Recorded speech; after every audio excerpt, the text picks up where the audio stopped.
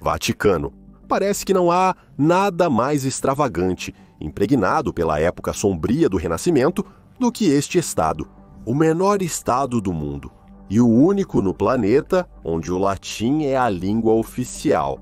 Basílica de São Pedro. Os museus do Vaticano, que são um dos mais populares do mundo, com uma coleção de mais de 70 mil obras de arte, incluindo trabalhos de Rafael, Michelangelo, Giotto e Caravaggio. A mais antiga guarda do mundo, a Guarda Suíça, criada em 1506, ainda usa trajes no estilo renascentista e se tornou um ícone moderno do Vaticano. Mas há também o outro lado da moeda. Bem-vindo a um dos lugares mais misteriosos da Terra. Misticismo, escândalos, a atenção de milhões de fiéis atraem o Vaticano. Este é o epicentro do catolicismo no mundo. Mas o que se esconde atrás dessas paredes? Agora você vai descobrir, porque isso e isso não são coincidências nem alguma teoria da conspiração, mas a mais pura prática.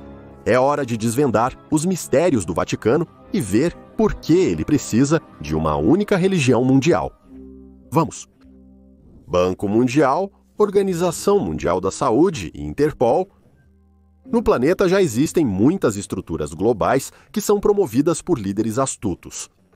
Só falta uma ideologia única e uma religião única. E é mais fácil fazer isso com base nas grandes religiões já estabelecidas. Mas antes de falar sobre o Vaticano, é muito importante examinar o mito gnóstico, que é considerado fundamental na maioria das ordens secretas e lojas maçônicas. E Hollywood pode nos ajudar nisso. O mito gnóstico divide o Deus bíblico em dois deuses: do Deus superior, desconhecido e bom, o Pai, e do Deus maligno, o Criador, Demiurgo. O mundo em que vivemos foi criado por um Deus maligno. Ele é uma prisão para o homem e é considerado mal. No entanto, o homem possui uma centelha divina, um espírito que deve se libertar do mundo material e retornar ao Deus Pai. Lúcifer é um mensageiro do bom Deus. Ele adentrou o paraíso como uma serpente e incitou os primeiros humanos a provar a árvore do conhecimento do bem e do mal. Graças a isso, eles perceberam que são marionetes do maligno Demiurgo e que o paraíso é, na verdade, uma prisão onde eles são mantidos. É por esse mesmo cenário que a maioria das anti-utopias de Hollywood são escritas. Show de Truman, Matrix, Oblivion, Equilibrium, 5 de 5 em Gansa, Jogos 5 Horazes. O enredo de todos esses filmes é realmente muito semelhante. Primeiro motivo: no mundo ocorreu uma guerra, como resultado da qual um tirano assumiu o poder. Segundo motivo: o protagonista vive em uma prisão e às vezes nem mesmo suspeita disso. Terceiro motivo: um mensageiro chega ao herói que abre os olhos do herói, informando sobre sua triste situação. O quarto motivo é o herói se levantando contra um tirano opressor para conquistar a liberdade. Pareceria porque o sistema capitalista cavaria embaixo de si mesmo, fazendo tais filmes. A resposta é simples: globalização e enfraquecimento dos estados, além dos direitos humanos, como pretexto para interferir nos assuntos internos de outros países. Então, a usurpação do poder pelo povo de qualquer país será útil para os globalistas. Mas há uma certa substituição de conceitos aqui. O Estado não é o principal vilão. Ou seja, o Estado é uma ferramenta para os grupos de clãs locais alcançarem seus objetivos. E os clãs globais, geralmente, estão interessados em absorver ou destruir os locais. Sadhguru, a quem German Graf convidou para o Fórum Econômico, disse isso. E assim, cada pessoa neste planeta viverá se as tecnologias se expandirem sem limites e outras barreiras que algum governo possa impor. Mas a ideia de fronteiras nacionais também se tornará sem sentido. Isso se tornará o futuro de todo o mundo. A sociedade digital é a desmontagem do Estado e a desmontagem da soberania, quando o poder é transferido para as estruturas estatais. A desmontagem do Estado ocorrerá sem problemas, se as pessoas desejarem sua dissolução e estiverem moralmente preparadas para isso. E nos filmes anti-utópicos, há uma indicação específica de que o sistema não é nada além do Estado. Existe ainda outro objetivo para este mito. O objetivo e a vida de uma pessoa em nosso mundo moderno são extremamente simples e banais, e a obtenção de bens materiais, em outras palavras, consumo. Mas como muitos entendem que este é um nível bastante baixo de desejos, foi criada uma imagem mais elevada. Encontrar e destruir quem impede de obter todos esses bens materiais. Qual a relação do Vaticano com esse assunto? Vamos dar uma olhada. Banco do Vaticano. O Vaticano possui status duplo.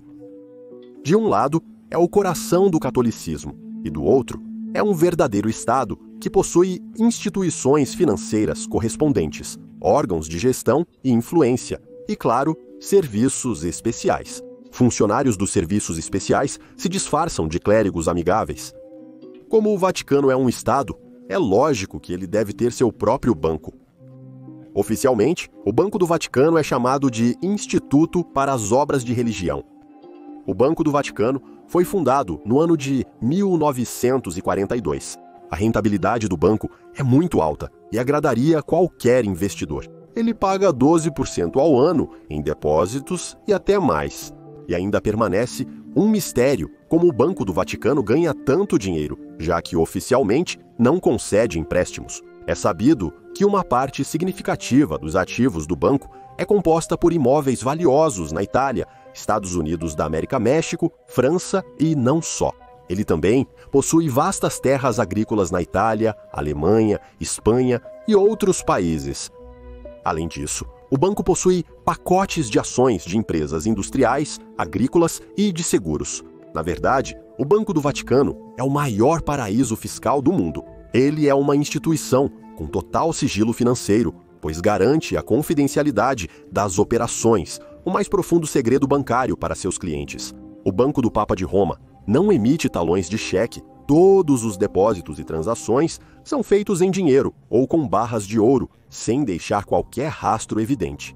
O Banco do Vaticano não passa por auditorias, ou seja, tem aproximadamente o mesmo status independente que muitos bancos centrais. Recentemente, tem se discutido cada vez mais sobre reformas de gestão a partir de altos escalões, e a liquidação do Banco do Vaticano está em pauta. E isso faz sentido, em primeiro lugar, no Vaticano. Existem muitas outras estruturas que permitem transferir financiamentos para um nível oculto. Em segundo lugar, o banco trabalhou em grande parte para a máfia italiana, e agora as máfias transnacionais estão lutando com as nacionais e tentando trazer todos para suas mãos. A propósito, há um segredo do Vaticano que veio a público em relação a isso. No dia 17 de junho de 1982, o corpo de Roberto Calvi, que por sua estreita proximidade com os banqueiros do Vaticano era chamado de Banqueiro de Deus, foi encontrado pendurado sob a Ponte dos Dominicanos em Londres. O banqueiro foi ritualisticamente enforcado com uma corda laranja e em seus bolsos havia dinheiro em 3 moedas diferentes e tijolos. A agonia, conforme determinado pela investigação, durou mais de 1 hora. Havia rumores de que a sua morte foi causada pelo banqueiro do Vaticano, a máfia e a subloja maçônica P2. Propaganda Due. O sexagenário Calvi era o presidente do Banco Ambrosiano de Milão. Ele era a figura central em uma complexa rede de operações financeiras internacionais e lavagem de dinheiro da máfia. Justamente na véspera do assassinato, ocorreu a falência devastadora do Banco Ambrosiano. O tamanho da dívida foi estimado em $1,5 bilhão de dólares. E isso é pelo câmbio de 1982. Pouco antes da falência do banco, Roberto Calvi escreveu uma carta desesperada ao Papa João Paulo pedindo ajuda para salvar o banco. Segundo informações do filho do banqueiro, seu pai e João Paulo se encontraram secretamente, mas o Vaticano negou categoricamente o fato do encontro e também se recusou a fornecer qualquer assistência financeira ao banco falido. Roberto Calvi se encontrava em uma situação tão desesperadora que estava pronto para negociar e entregar às autoridades o que sabia. E ele sabia muito. Seu apelido, Banqueiro de Deus, Calvi não ganhou por seus belos olhos. Ele sabia sobre a lavagem de dinheiro do Banco Ambrosiano para a máfia siciliana. Há uma versão de que ele também sabia sobre o assassinato do Papa João Paulo, que estava justamente planejando reformar o sistema financeiro do Vaticano e tornar o Banco do Vaticano público e verificável. Por coincidência, este Papa reformista ocupou o trono sagrado por apenas 33 dias. De acordo com a versão oficial, a causa da morte deste Papa foi um ataque cardíaco. Mas se voltarmos aos nossos dias, devemos notar tal peculiaridade. Nas condições modernas, quando a transferência de mecanismos de tomada de decisão para o nível nacional está em andamento, o Vaticano, como uma estrutura rígida do Estado Nacional, também não é mais necessário. Em 1430, o líder da Ordem dos Jesuítas foi eleito para o cargo de Papa Romano. Ele se tornou cardeal, arcebispo de Buenos Aires, Jorge Mário Bergoglio, que assumiu o nome de Francisco. Com Francisco, a propósito, está ligado um fato incomum na área de tecnologias modernas. A famosa foto viral do Papa Francisco em um elegante casaco de pele acabou sendo uma falsificação da internet, depois que a imagem se espalhou por todas as mídias globais, que apressadamente declararam o Papa de Roma um ícone de estilo. Ficou conhecido que a imagem foi criada com a ajuda da rede neural Midjourney. Isso foi indicado pela estranha forma da mão do chefe da Igreja Católica Romana, que o inteligência artificial ainda tinha dificuldade em criar naquele momento. Mas agora vamos voltar para Francisco, o Papa que antes disso era o representante da Ordem dos Jesuítas. O que isso significa? Isso significa a transferência do controle do Vaticano para as ordens. A Ordem de Malta, Opus Dei, Ordem dos Jesuítas, todas essas estruturas de rede estão muito bem integradas à elite mundial. São membros de lojas maçônicas e conselhos e estruturas transnacionais. Afinal, há 40 anos, em 1978, o Papa João oficialmente permitiu que os católicos se tornassem membros das lojas maçônicas. Então não se surpreenda na próxima vez que você ver o Papa falando de uma cesta de cobras em uma sala de conferência simbólica ou fazendo sinais para os seus, seja como uma piada, ou mudando ligeiramente a posição dos dedos para não despertar demasiado interesse. Ordem dos Jesuítas. Os jesuítas se envolveram ativamente em ciência, educação, diplomacia e atividade missionária por séculos, expandindo o domínio da Igreja Católica Romana. É interessante notar que na Rússia a palavra jesuíta tem um significado univocamente negativo. No ano de 2018, o número de jesuítas era quase 16 mil pessoas, das quais 11 mil eram clérigos.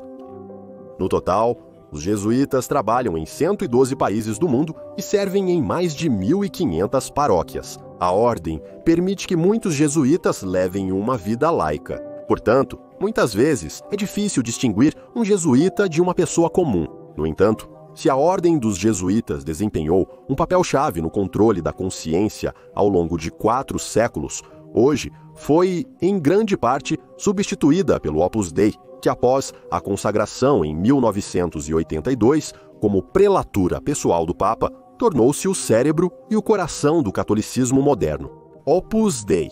Opus Dei ou Obra de Deus. Outro nome é Prelatura da Santa Cruz e Obra de Deus. Mas o mais correto seria chamá-lo de Gestapo do Vaticano. É mais uma organização com dupla face, que os analistas chamam de Centro Não Oficial dos Serviços Especiais do Vaticano, ou o principal serviço de inteligência do Papa, realizando as missões políticas mais importantes. É sabido que a ordem foi criada relativamente recentemente, no ano de 1928, diretamente. Mais de 85 mil pessoas fazem parte da ordem, mas não existem listas oficiais, os próprios membros não devem divulgar sua afiliação à organização e mantêm em segredo tudo relacionado aos seus métodos de trabalho. Organização da ordem com 3 níveis. Primeiro, vêm os centros oficiais da paróquia, depois as organizações criadas pelos leigos, membros da ordem e simpatizantes. Isso inclui centros universitários, centros de formação profissional, várias instituições educacionais, muitas vezes registradas como fundações, centros culturais, onde ocorre a iniciação de novos membros e jovens. E, finalmente, o terceiro nível inclui instituições financeiras, políticas e ideológicas não ligadas à ordem, no nível religioso, mas criadas por pessoas de fora. Essas instituições estão tão profundamente enraizadas na estrutura da ordem que é praticamente impossível identificá-las. De acordo com os dados mais recentes, é precisamente o Opus Dei, que está envolvido no lobby de vários interesses econômicos do Vaticano, promove seus membros para posições de liderança em vários países, atrai recursos para o Vaticano e influencia decisões políticas em muitos estados. Segundo o Concílio Vaticano, de 1962 a 1965, no Vaticano, ocorreu o chamado Segundo Concílio Vaticano, durante o qual foram adotados uma série de documentos importantes relacionados à vida da Igreja. Em particular, foi proclamada a supremacia da ideia de ecumenismo, a presença da verdade em outras religiões, mas ao mesmo tempo foi mantida a primazia do Papa Romano, que proclamou a supremacia da versão vaticana do cristianismo sobre todas as correntes cristãs do mundo. No Vaticano, foi declarado que é mais correto e fácil se unir apenas sob os auspícios do catolicismo. Mas isso ainda não é o mais interessante. No Concílio Vaticano, os judeus foram reconhecidos como o povo escolhido. Acontece que o Papa e o Vaticano se transformaram no centro da unificação das religiões em uma única confissão, reconhecendo os judeus como o povo divino. Essa relação com os judeus não é acidental. Ela existe não apenas no judaísmo, mas também nas lojas maçônicas, que usam em seus rituais a simbologia sagrada e as lendas da cabala de correntes religiosas, místicas, ocultistas e esotéricas no judaísmo. Os documentos do Segundo Concílio do Vaticano foram elaborados em conjunto com os jesuítas e representantes do judaísmo, incluindo a ordem maçônica, Bnai B'rith, que se traduz do hebraico como Filhos da Aliança. O objetivo desses documentos é mudar a relação com os judeus por parte dos representantes de outras religiões, incluindo o Islã e a Ortodoxia. E, na prática, isso significa a transformação do cristianismo católico em judaico-cristianismo. O processo de unificação religiosa sob o Vaticano ocorre em paralelo à liberalização do catolicismo. Igreja, que é claramente evidente nos passos cautelosos em direção ao reconhecimento do amor e casamentos do mesmo sexo. Sim, oficialmente a Igreja não reconhece nenhum nem outro, mas apela para que eles não sejam submetidos à discriminação e perseguição. Assim, a Igreja Católica Romana está matando dois coelhos com uma cajadada só. Por um lado, defende seus servidores de orientação não tradicional. Por outro, tais apelos dão esperança à parte crente da comunidade, lésbicas, gays, bissexuais e transgêneros, de que a religião em breve aprovará e reconhecerá como normal. E tais relacionamentos. Desde os primeiros dias de seu papado, o Papa Francisco tem defendido consistentemente a liberalização da doutrina da Igreja. Ele já propôs aos bispos um documento que diz que os membros da comunidade lésbicas, gays, bissexuais e transgêneros possuem talentos e virtudes que podem beneficiar a comunidade cristã.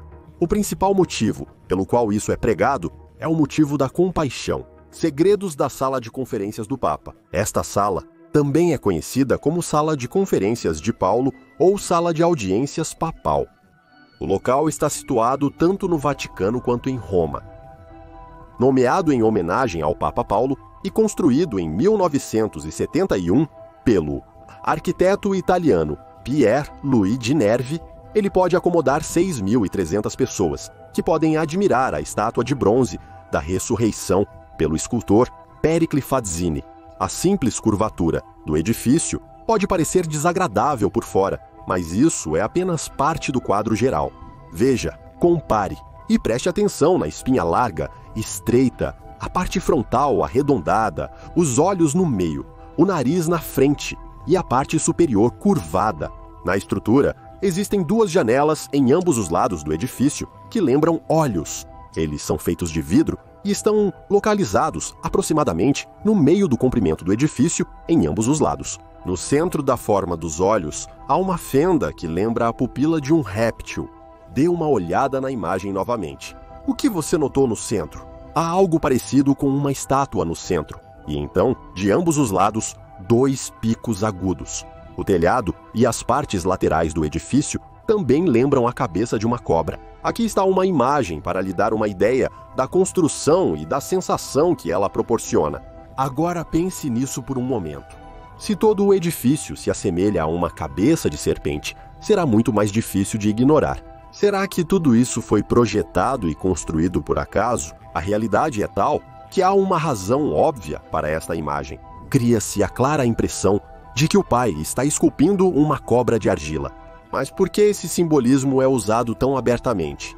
Em um evento na Califórnia, chamado Contato no Deserto, David Wilcock, um antigo pesquisador ocultista, mencionou durante uma entrevista que os líderes mundiais acreditam que devem transmitir suas intenções à humanidade para, essencialmente, obter nossa permissão para aceitá-las. Isso se manifesta na forma de rituais durante eventos esportivos em massa, no simbolismo dentro da sociedade em geral, no cinema e na música.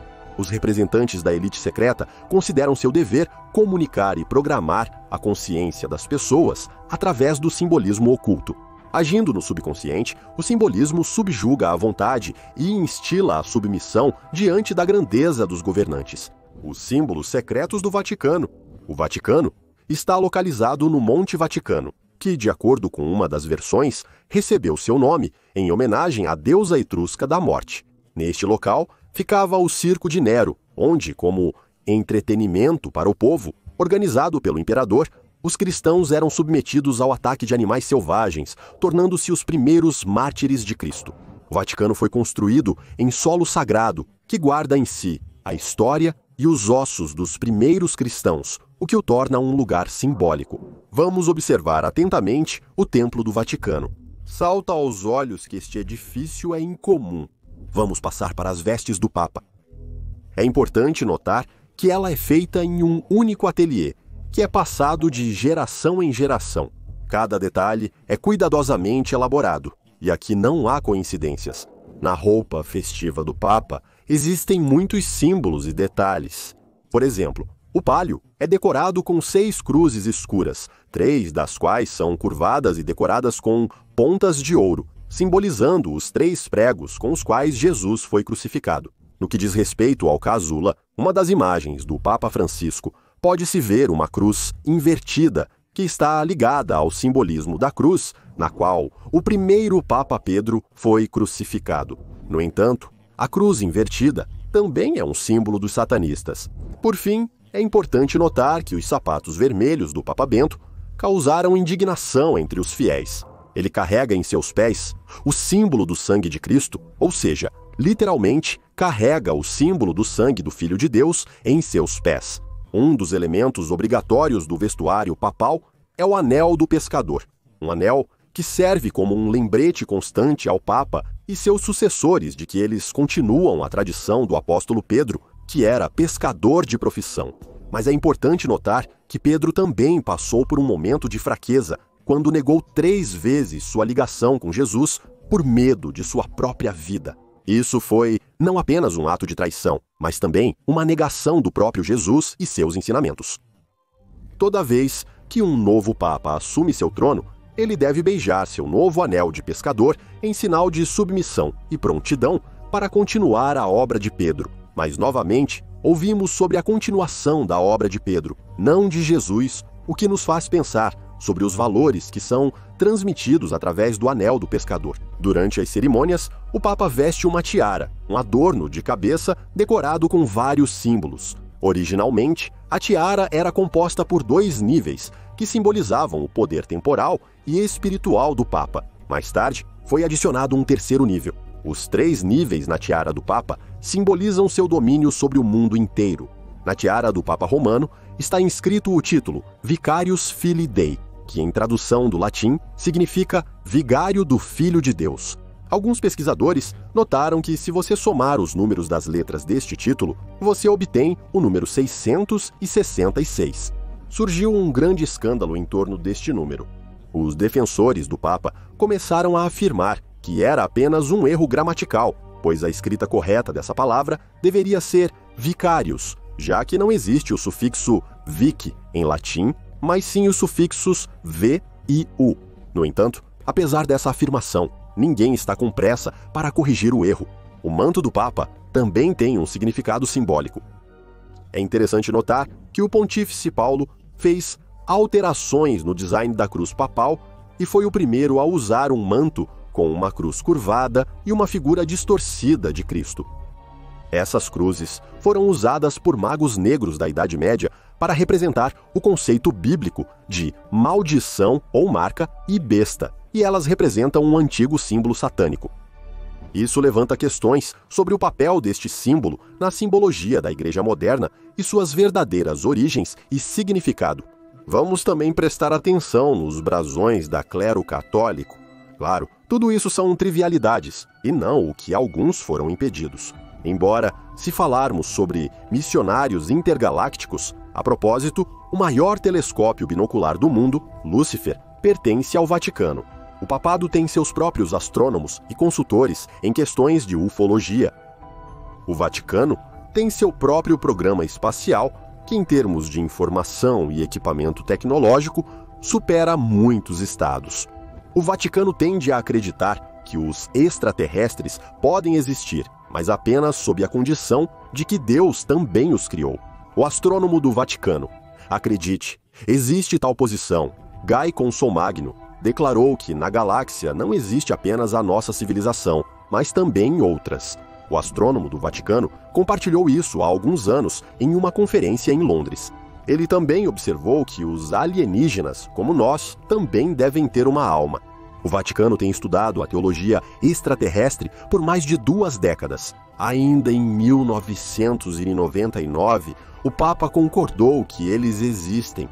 Então, podemos afirmar com segurança que o Vaticano reconheceu a existência de extraterrestres. E o Papa afirma que, se um alienígena viesse até ele pedindo para ser batizado, ele o faria, pois se Deus lhe dá um desafio, ele não tem o direito de recusar. As portas da igreja estão totalmente abertas para todos, inclusive para os extraterrestres. O Papa está disposto a batizar tanto estrangeiros quanto habitantes de outros planetas, mesmo que tenha que apertar tentáculos em vez de dedos, porque o mais importante não é isso, mas mais uma alma salva, mesmo que seja de outra galáxia. Mais um mistério do Vaticano está ligado ao nome do Papa Pio. Ele geralmente é mencionado como o Papa de Hitler, por apoiar os nazistas. De acordo com a versão oficial do Vaticano, Pio era apenas uma alma gentil, distribuía panfletos na Alemanha condenando sim o nazismo do ponto de vista cristão e também salvou mais de 8.000 judeus da perseguição na Europa Oriental. Seus encontros com a liderança alemã não tinham nada a ver com a colaboração com Hitler. Mas há evidências de que isso é apenas uma falsa imagem do Papa Pio que a Igreja queria criar. O fato é que o Vaticano, até hoje, se recusa a publicar documentos importantes sobre suas atividades naquela época, e muitos dados afirmam que o Papa definitivamente ajudou Hitler a chegar ao poder. John Cornwell, um respeitado acadêmico e católico, é uma das pessoas que inicialmente queria encontrar evidências para provar a inocência do Papa. E essa foi a única razão pela qual ele teve permissão para examinar os documentos. Mas em vez disso, encontrou confirmação das acusações. Papai não apenas odiava os judeus, associando-os à sujeira, recusando-se a ajudá-los, mas também, conscientemente, alimentava a resistência católica contra Hitler. Ele também era contra os negros, chamando-os de agressores e instigadores de tumultos.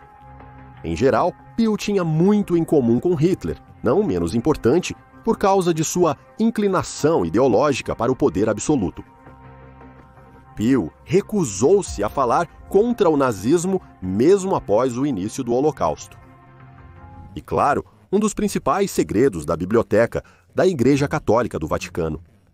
Como é organizado o depósito de livros da Santa Sé? Ele pode ser dividido em 4 partes, em teoria. A primeira é aberta. Possui cerca de 1,5 milhão de livros e manuscritos. A segunda é fechada. São 50.000 fontes. A terceira é secreta. O catálogo está ausente. A quarta é ultra secreta. Agora vamos passar pela lista. A parte aberta representa uma biblioteca clássica, com salas espaçosas e iluminadas. O acesso à biblioteca apostólica está aberto a qualquer um que possa justificar tal necessidade. Geralmente, são especialistas de diferentes áreas, escrevendo dissertações ou trabalhos científicos. Para obter uma permissão ou assinatura, é necessário enviar documentos para a comissão de admissão. Convidados desejados são professores de universidades clássicas ocidentais. Para pássaros, é altamente recomendável uma carta de despedida. A entrada pode ser negada sem explicação dos motivos. Os livros podem ser copiados. Além disso, desde 2014, foi lançado um projeto para digitalizá-los. A parte fechada agora é chamada de Arquivo Apostólico do Vaticano. Ele foi renomeado, antes tinha o nome infame, de Arquivo Secreto do Vaticano. Este arquivo é considerado propriedade pessoal do Papa Romano. Ele contém documentos significativamente mais interessantes, disponíveis para um círculo limitado de pessoas. A lista de selecionados é confirmada pessoalmente pelo secretário de Estado do Vaticano. Por isso, é necessário recorrer a recomendações muito sérias de nível mundial. O arquivo fechado está localizado no porão do aberto. Apenas os funcionários do Vaticano têm acesso à terceira parte secreta. Aqui, os manuscritos, trazidos de todos os cantos do mundo, são armazenados nas antigas catacumbas romanas. Quanto à parte super secreta, pode ser caracterizada como uma coleção pessoal de livros dos bibliotecários cardeais do Vaticano. Durante séculos, centenas de milhares de livros passaram por suas mãos. O mais valioso foi transferido para um local especialmente protegido. O local de sua localização, bem como o conteúdo, é desconhecido. Não é surpreendente que, considerando tal sistema de acesso multinível e segredo, rumores e mitos regularmente circulam em torno da Biblioteca do Vaticano. Por exemplo, sobre os manuscritos dos toltecas, que falam sobre contatos com representantes de outras civilizações, e ainda a receita manuscrita da eterna juventude do Conde Cagliostro, ou informações sobre os filhos de Jesus Cristo. No entanto, apesar de muitos desejarem que todos os segredos finalmente se tornem claros, a Biblioteca do Vaticano não está com pressa para revelar seus segredos, embora algumas coisas estejam sendo aos poucos reveladas. Por exemplo, a verdadeira razão para a queima de Giordano Bruno na fogueira tornou-se conhecida recentemente, porque ela foi feita uma questão de interesse público. Bem, provavelmente para usar os arquivos da Inquisição revelados para corrigir sua reputação no caso da queima mais vergonhosa de um herege pela Igreja Católica. E eles conseguiram fazer isso ou não, vamos ver. A história da questão é a seguinte. No ano de 1925, o prefeito do Arquivo Secreto do Vaticano revelou que 37 anos atrás eles encontraram o caso inquisitório de Bruno Lá, mas naquela época o Papa Leão ordenou que o caso fosse entregue a ele pessoalmente e escondeu os documentos. A busca pelas pastas levou mais 15 anos e só durante a Segunda Guerra Mundial o caso foi publicado. Foi então que se tornou claro que a maior heresia de Bruno não era o heliocentrismo, mas a ideia de múltiplos mundos habitáveis no universo. Mas o que é essa ideia e por que a Igreja Católica é tão hostil a ela? A existência de um número infinito de mundos foi admitida por Demócrito e Epicuro, um número de terras, luas e sóis. Os heróis do diálogo de Plutarco sobre o rosto visível no disco da Lua discutiram se há plantas, árvores e animais na Lua ou se ela representa um reino funerário, onde as almas das pessoas encontram paz após a morte, semelhante a como seus corpos são enterrados na terra. No entanto, Cícero e Plínio, entre outros, consideravam isso absurdo. A eles se juntaram os primeiros pais da Igreja, para quem a pluralidade de mundos era uma verdade filosófica abstrata, mas um atributo das crenças pagãs, como a doutrina da transmigração das almas. Assim, os pitagóricos ensinavam que as almas humanas vêm da Via Láctea e as dos animais das estrelas.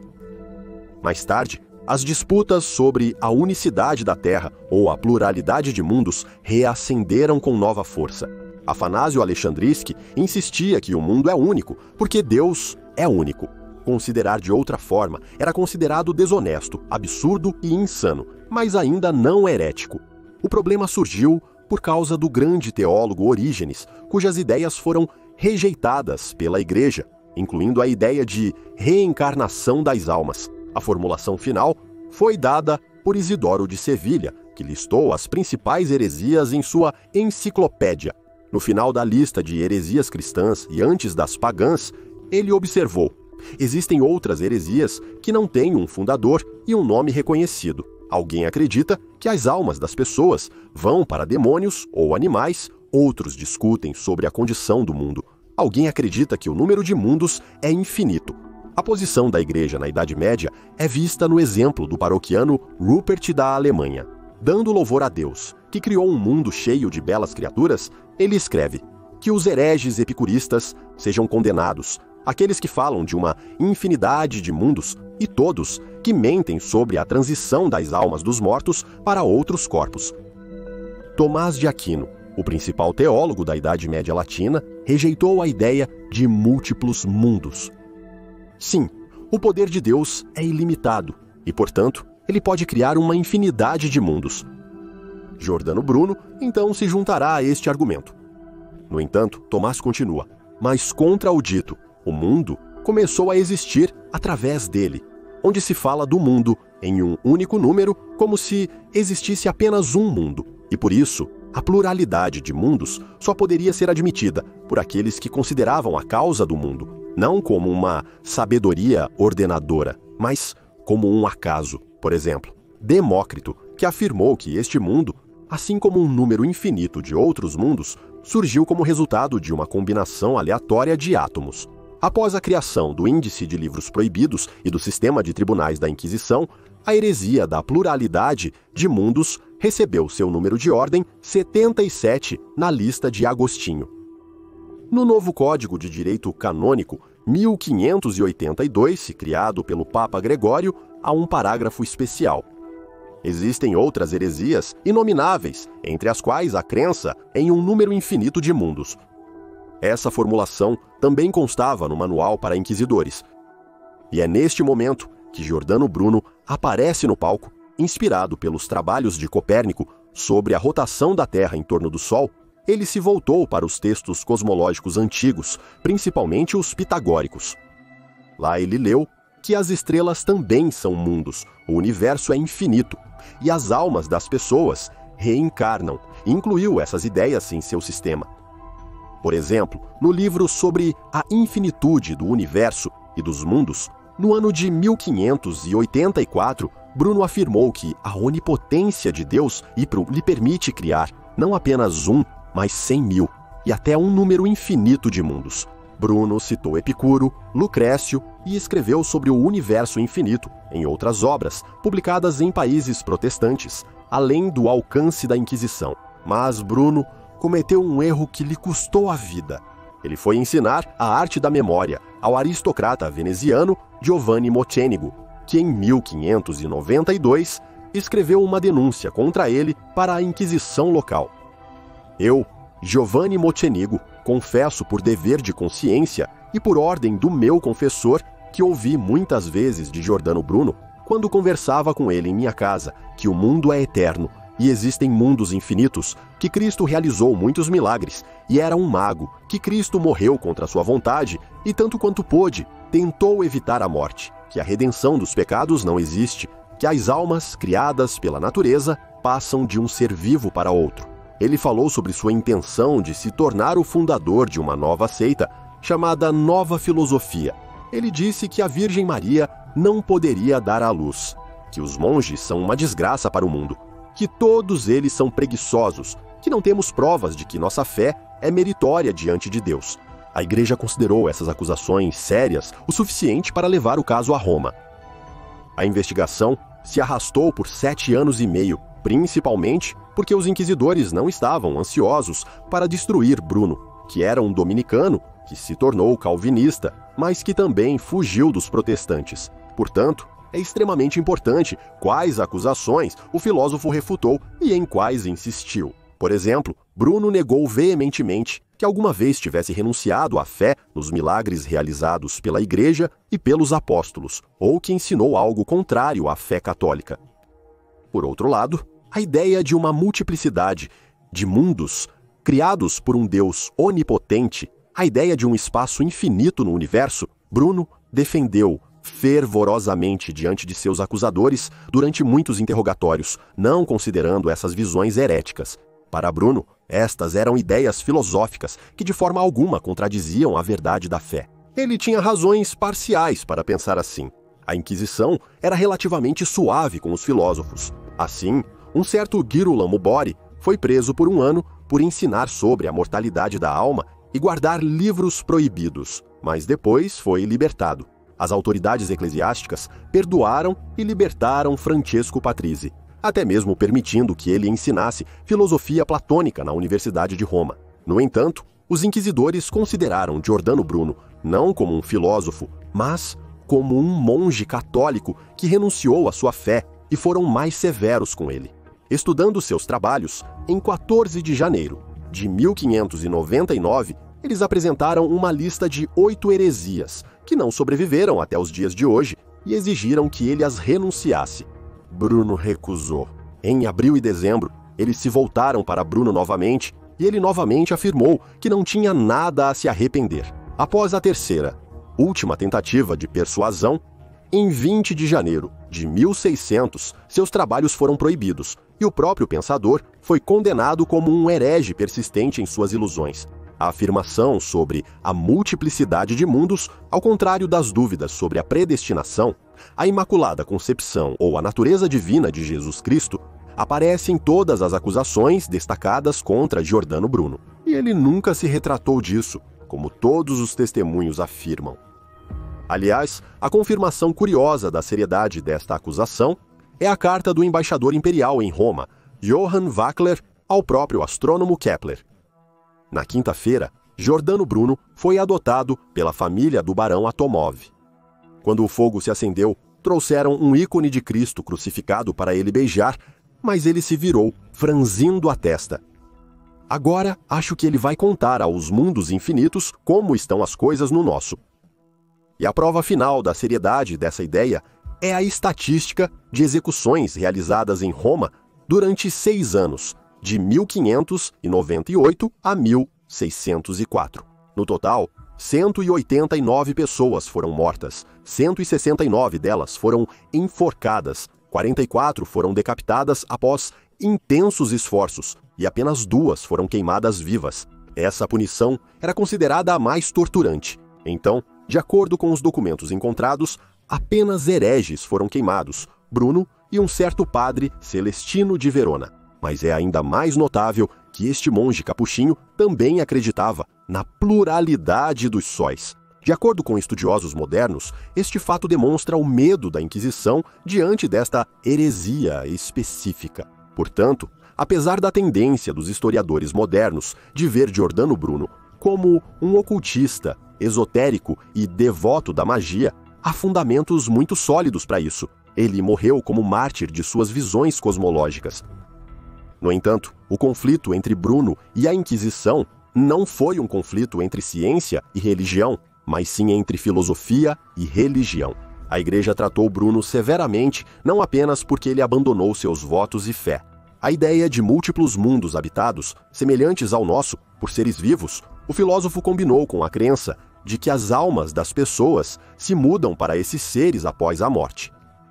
Foi precisamente a ligação com as crenças que radicalmente desafiavam a visão cristã do mundo que levou o filósofo à fogueira. Portanto, a ideia de múltiplos mundos e a ideia de reencarnação eram inaceitáveis para a Igreja Católica. E por quê?